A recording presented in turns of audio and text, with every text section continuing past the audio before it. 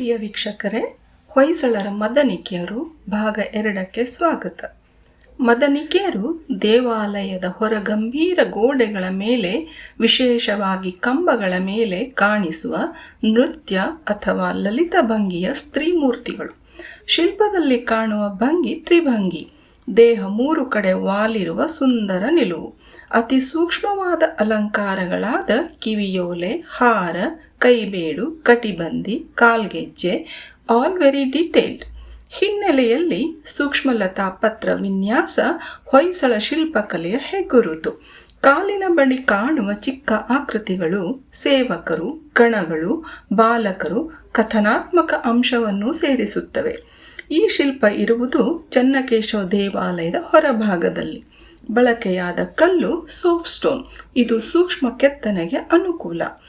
ಮದನಿಕೆಗಳು ಸೌಂದರ್ಯ, ಸೃಜನಶೀಲತೆ, ಜೀವನಾನಂದವನ್ನು ಪ್ರತಿನಿಧಿಸುತ್ತವೆ. ದೇವಾಲಯ ಶಿಲ್ಪಕಲೆಯಲ್ಲಿ ಭಕ್ತಿಯನ್ನು ಮಾತ್ರವಲ್ಲ, ಮಾನವ ಜೀವನದ ಲಲಿತ ಕ್ಷಣಗಳನ್ನು ಕೂಡ ಆಚರಿಸುವುದಕ್ಕೆ ಸಾಕ್ಷಿ.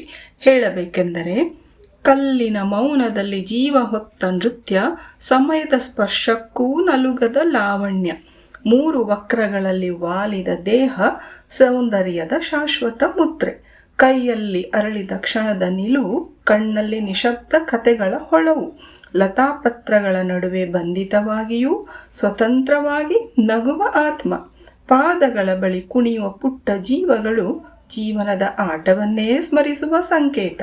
ದೇವಾಲಯದ ಗೋಡೆ ಮೇಲೆ ನಿಂತು ಮಾನವೀಯ ಸೌಂದರ್ಯಕ್ಕೆ ಸಾಕ್ಷಿಯಾದ ಶಿಲ್ಪ.